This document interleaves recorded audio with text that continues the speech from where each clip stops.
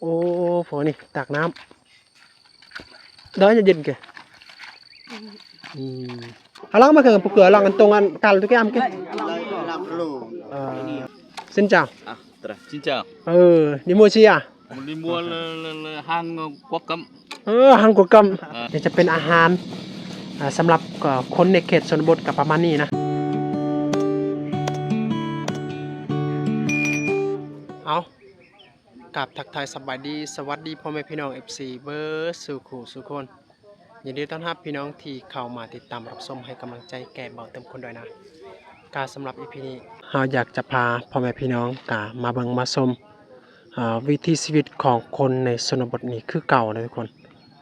บ่ได้ขึ้นภูและบ่ได้ไปเฮ็ดให้นะทุกคนแต่ไปเลาะชนบทอัปเดตภาพบรรยากาศวิถีชีวิตของคนในเขตชนบทเป็นอย่างไรนะยามเศร้าๆได้อยู่นี่อากาศประมาณเวลา 7 โมงได้ทุกคนอยู่นี่ได้อันนี้เมื่อวานนี้จะเป็นหมู่บ้านของเฮาเองก็คือบ้านตังกวนแต่ว่าเฮาจะบ่ได้ตั้งเป็นจุดเดียวกันเนื่องจากว่าหมู่บ้านของเฮาก็จะเป็นหมู่บ้านที่ตั้งตามกลางภูบ่มีจุดที่เฮาตั้งเฮือนแบบสมบูรณ์หมดหมู่บ้านเลยนะเฮาก็ตั้งตามดินไผดินมันและตั้งตามที่สะดวกสบายเวลาเฮาตั้งเฮือนเฮาก็จะต้องขุดให้มันเพียงดีขุดให้มันต่ำลงเพื่อจะสามารถตั้งเฮือนได้นะทุกคนเพราะว่าถ้าบอกก็เป็นแบบนี้เป็นโนนแบบนี้โอ้ฝนนี่ตักน้ำเดินจะเย็นkìaพวกที่อันนี้น้ำที่เขาจะเอาก็เป็นพูดนะทุกคนน้ำที่เขาจะเอาได้โอ้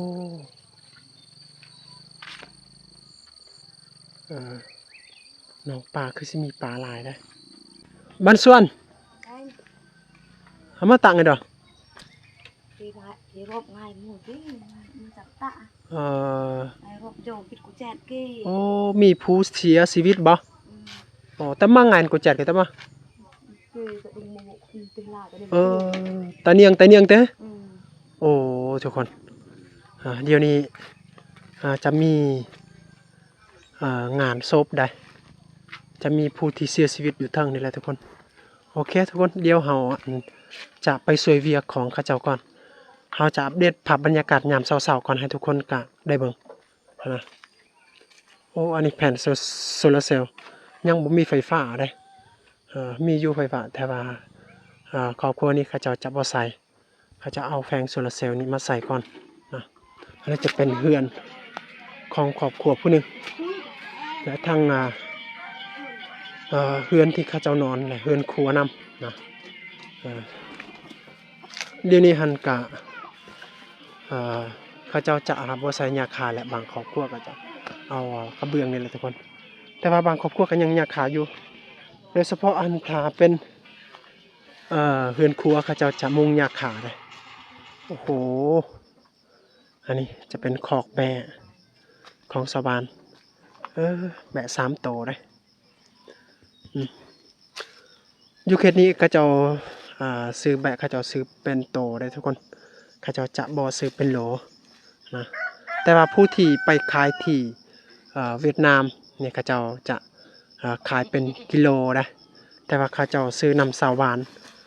ที่ขายเจ้าซื้อเป็นโตบางโตก็2 ล้านปลายสูงสุดก็3 ล้านเท่านั้นแต่บางโตก็ล้านปลายนะแต่ว่าเขาเจ้าซื้อนำชาวบ้านนี่เขาเจ้าโตมันแพงก็คือโตมันใหญ่นะแต่ว่าถ้าไปขายที่เวียดโตมันแพงก็คือโตก็ยังบ่ทันแควยังบ่ทันเปลี่ยนแควยังบ่ทันร้อนตัวนั้นแหละแพงได้แต่ว่าโตแควร้อนนั่นจะบ่แพงปานใดนะทุกคนเพราะว่าเขาเจ้าว่าโตมันแควร้อนแล้วก็จะ ศีลของมันจะญาณมันบ่แสบปานใดนะโอ้อืมโอ้โหลกไก่คอกไก่แต่ว่ายังบ่ทันมีไก่เถื่อกำลังเฮ็ดใหม่ๆนะอ๋ออันนี้จะเป็นจุดที่ไก่ชมวิวนะอันนี้จะเป็นเฮือนห้องไผห้องมันที่เขาเจ้าเวลาไก่เข้าไปนอนก็นอนห้องไผห้องมันเขาเจ้าจะแบ่งเป็นห้องเป็นห้องอันนี้จะเป็นจุดเขาเจ้าชมวิวได้อันนี้จะเป็นเดินตอนรับแขกคือกันนี่นะ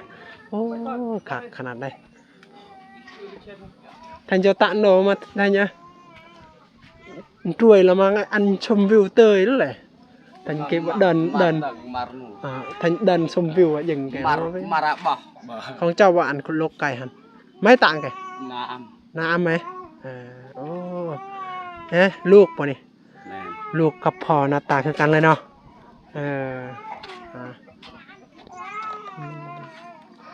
ทุกคน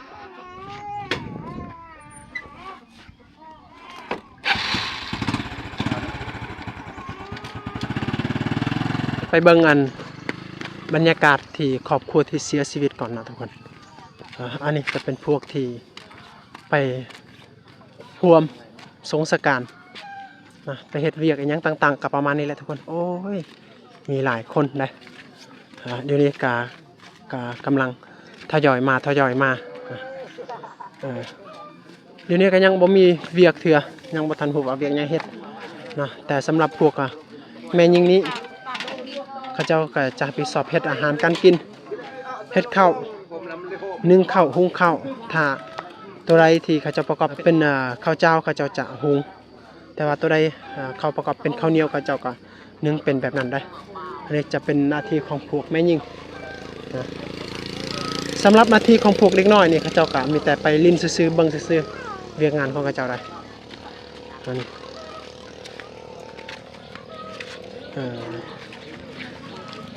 อันนี้เขาจะปิดออกอันนี้ได้ออกเป็นแบบนี้และตำให้มันเป็นแป้งเพื่อสะดวกสบายในการใส่งานอันนี้เขาจะเป็นพวกของเวียกของแม่หญิงมัดสำหรับเวียกของพวกผู้ชายในงานศพนี่ก็จะเป็นขุดคุมฝังศพบอหรือว่าเฮ็ดโลงบอหรือว่าถ้าบางครอบครัวเขาเจ้าก็เป็นซีมังก่อปูน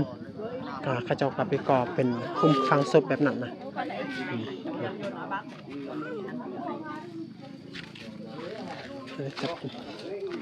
โอ้บางครอบครัวเต็มกระสอบเลยอันนี้จะเป็นพวกที่เก็บกรรมครอบครัวที่ได้มีการประกอบส่วนแต่ของใครของมันก็เป็นการเก็บกรรมรวมเลยได้เพราะว่าคนนอกบ้านหรือว่าคนในบ้านก็อันนี้จะเป็นผู้รับผิดชอบบางคนก็จะประกอบเป็นเงินดงเงินกีบบ่มีเงินบาทและบ่มีเงินดอลลาร์นะมีแต่เงินกีบกับเงินดงเพราะว่าเขาเจ้าใส่ในเขตนี้เขาเจ้าใส่เป็น2ตระกูลเงินนะ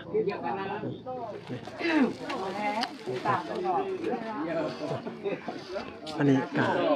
เสื้อสายไอ้น้องมาทางไกลก็เขาเจ้าก็ทยอยมาแล้วอันนี้จะเป็นพวกที่รับผิดชอบอยากเลื่อยลงศพนะบ่ฮู้ว่าไม่อีหยังเขาเลื่อยเอาลองมาเกินผู้เกือลองกันตรงกันกันทุกอย่างกิโอเคโอเค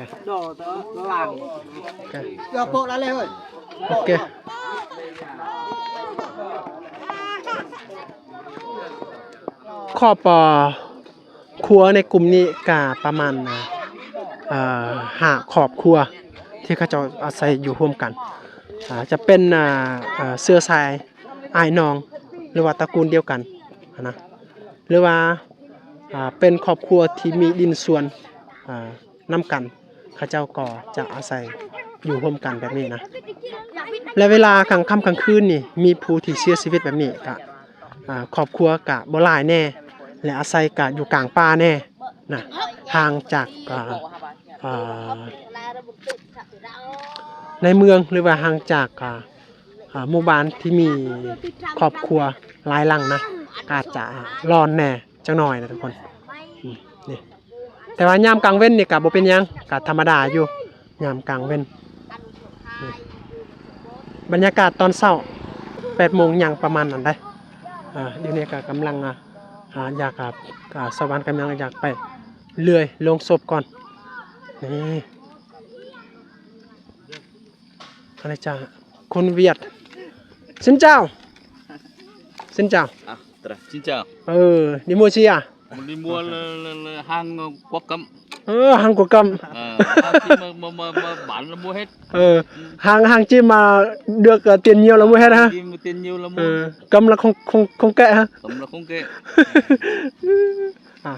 คนเวียดนามนี่เขาเจ้ามักไปซื้อเครื่องที่ลาวเฮาได้เพราะว่าอยู่นี่อาจจะมีสินค้าหลายและไปซื้อแหละกลับไม่ขายไปขายที่ประเทศของเขาโอเคเขาก็พอได้พูดได้คุยกับคนเวียดนามอยู่หรือว่าประชาชนเวียดนามอยู่เพราะว่าเฮาก็บ่แม่นว่าเฮาฮู้หมดทุกอย่างทุกคำนะแต่ว่าเฮาฮู้บางคำอยู่แต่ว่าเฮาก็สามารถล้มกันได้นะโอ้โหอันนี้จะเป็นครอบครัวที่สำหรับในกลุ่มนี้กับครอบครัวนี้จะเป็นครอบครัวที่งามกว่าหมู่นะเพราะว่าสาเหตุที่เพิ่นงามกว่าหมู่กับเพิ่นจะเป็นสร้างเฮ็ดเรือนได้บ่แม่นธรรมดาโอ้ซื้อจักรใหม่และก็จะอุ่นจักรให้มันแข็งแรงดีนะโอ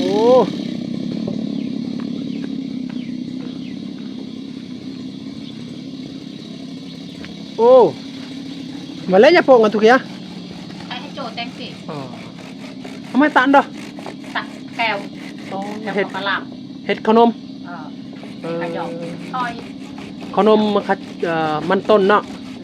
เห็ดแบบนี้แล้วก็ห่อเอาเนาะต้มเอาบ่หรือว่าไงได้เนี่ยก็ยอมมาปลังก็ยอมมากระยอมทอยจำตื่นหมดแล้วไหลทอยอันนี้ทุกคนอันนี้เขาจะเอามันต้นขูดแบบนี้ฮะมันเป็นเม็ดน้อยๆหรือว่ามันเป็นแป้งแบบนี้เขาจะเลื่อยเอาแบบนี้ได้แล้วเขาจะห่อแหละนึ่งเอาเห็ดขนมใส่น้ำตาลอยู่บ่ใส่น้ำตาลเอาโอ้โหนี่นะเดี๋ยวจะเป็นอาหารสำหรับคนในเขตชนบทกับประมาณนี้นะอาหารนะบางครอบครัวเขาจะกินมันเลยก็มีแต่อันนี้เขาจะกินแทนขนมอยู่โอเคผ้าปูนี่ก็จะเอาเป็นไม้พุงก็จะซับเป็นแผ่นนะแต่ว่าผ้าแอมยังไม่ทันมีเฮ็ดเทละคันให้มันสำเร็จอันนี้จะเป็นภาษาเฮาเป็นประตูปางกระตังโบนวีนิมลำตุปางจ้ะว่าแต่ว่าไงตะมันจะมือเบียอันนี้เป็นภาษาเฮา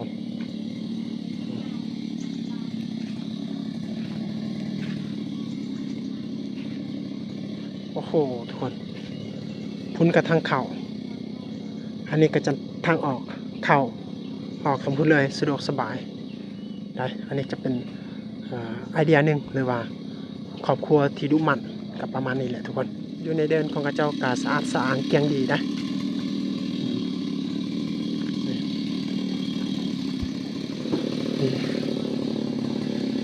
โอ้นำช่วงนี้ก็ไก่จะบกแล้วเวลาตะวันกระเจ้าใส่กระเจ้าก็ต้องประหยัดแบบนี้ได้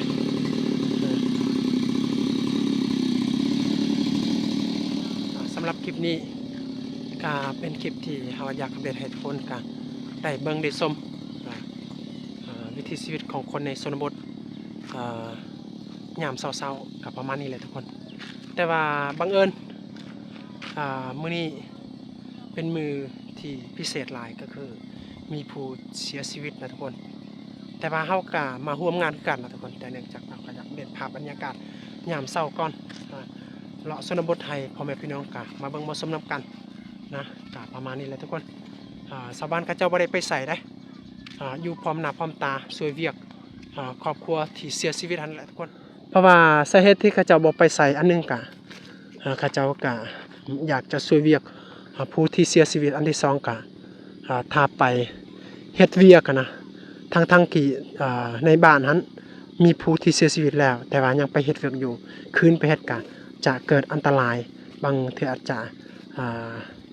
เจ็บไข้ได้ป่วยยังประมาณนั้นแหละทุกคนเพราะว่าเขาเจ้าเชื่อว่าผู้ที่เสียชีวิตหันมาเป็นเทวดาแล้วและมาถามทวงว่าเป็นยังเจ้าคือบ่มาร่วมงานนำเฮาแบบนั้นนะและผู้ที่ไปอาจจะเกิดอันตรายเสียชีวิตบ่หรือว่าแขนขาหักแบบนั้นนะโอเคทุกคนสำหรับคลิปนี้ก็ซ้ำนี้เฮาอยากไปช่วยเรียกไปช่วยงานก่อนสำหรับครอบครัวที่เสียชีวิตเฮาบ่ฮู้ว่าเขาเจ้าเฮ็ดหยังไปเรื่อยไม่บ่ไปเฮ็ดโรงบ่เฮาก็อยากไปช่วยนํกันเฮ็ดนํกันนะก็สำหรับ EP นี้ก็เอาซ้ำนี้ก่อนไม่แต่ว่าไว้เจอ EP ต่อไปนะเพื่อพี่น้องก็ได้เบิ่งได้ชมประเพณีส่วนเผ่าของเฮายามเมื่อมีผู้ที่เสียชีวิตก็เป็นแนวใดนะโอเคลาก่อนทุกคนบ๊ายบาย